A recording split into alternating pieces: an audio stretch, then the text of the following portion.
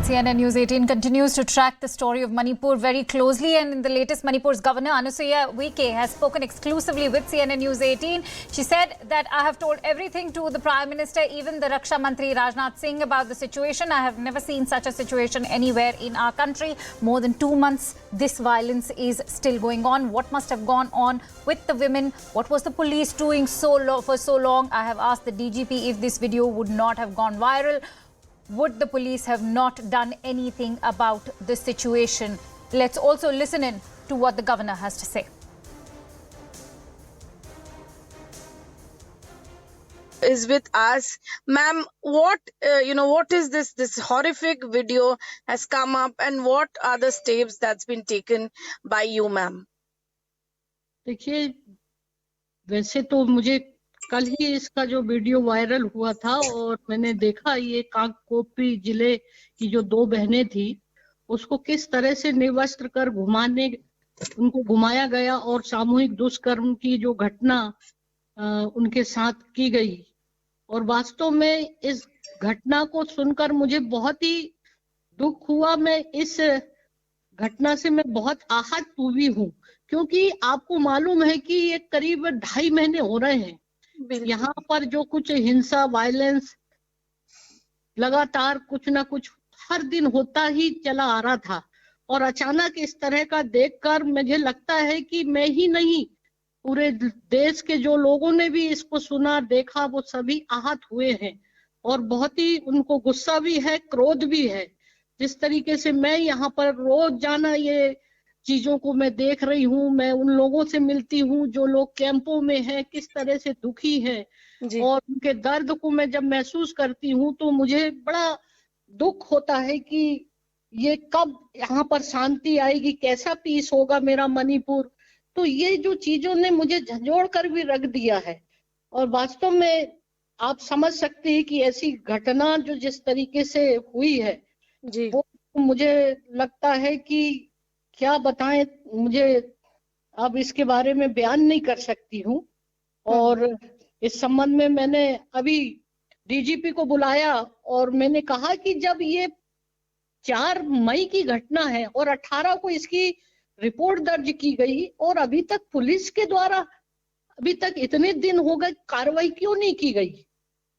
तो उन्होंने मुझे जानकारी, जैसे ही ये वायरल वीडियो शायद नहीं होता तो ये पुलिस भी इतनी जल्दी सक्रिय और संज्ञान में नहीं होता, लेकिन उस 2 बहनों का हाल और उसकी साथ क्या गुजर रहा होगा, किस तरीके से उन्होंने, मेरे पास एफआईआर की कॉपी मैंने देखा तो उसने जो अपना हालात अपने बयान जो लिखा है तो देखकर तो वास्तव में बहुत ही पीड़ा हुई मुझे। और मैंने कहा कि उनको अभी एक को गिरफ्तार कर लिया है और साथ ही अभी कुछ लोगों को भी आइडेंटिफाई कर रहे हैं। मैंने कहा जितनी जल्दी हो और कठोर से कठोर इनको कार्रवाई होनी चाहिए।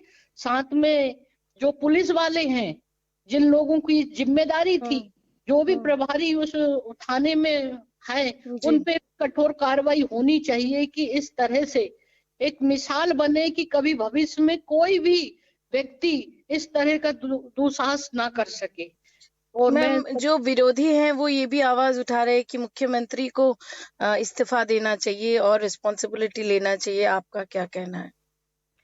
देखिए, इस संबंध में तो मेरा कहने का मतलब है कि ये वायलेंस, ये पीस, ये शांति जिस तरीके से यहाँ पर हो रहा है वो रुकना चाहिए और उसके लिए हमारा केंद्र सरकार को निर्णय करना है कि ऐसी परिस्थिति में क्या निर्णय वो कर सकते हैं।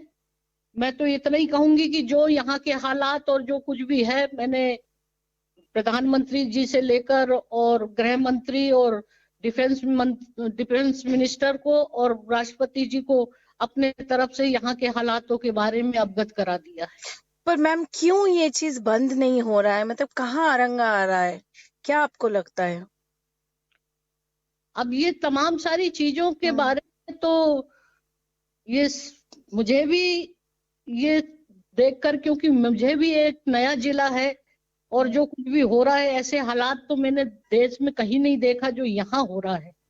आप सोच सकती हैं कि इतना लंबा होती है, हिंसा होता है, वायलेंस होता है, लेकिन 1 दिन 2 दिन 4 दिन के बाद खत्म हो जाता है, लेकिन आज कंटिन्यू ये 2.5 महीने हो रहे हैं।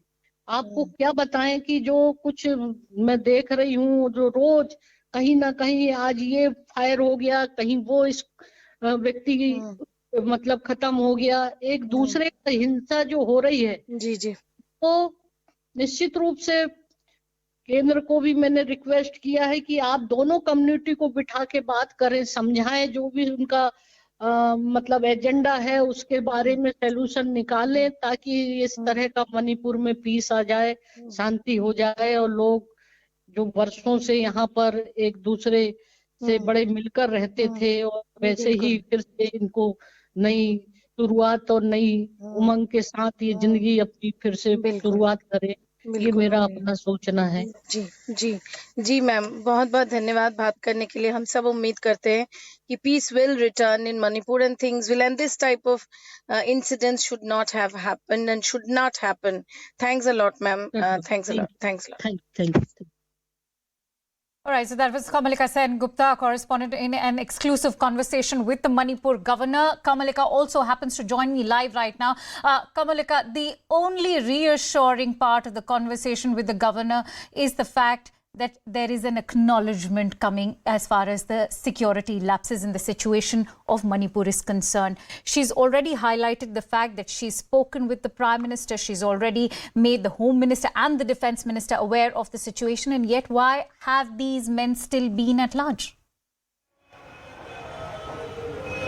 Yeah, definitely. And look at the helplessness of the governor. The governor herself is saying that there's so long. The violence is going on for so long. It's not for 4 to 5 days.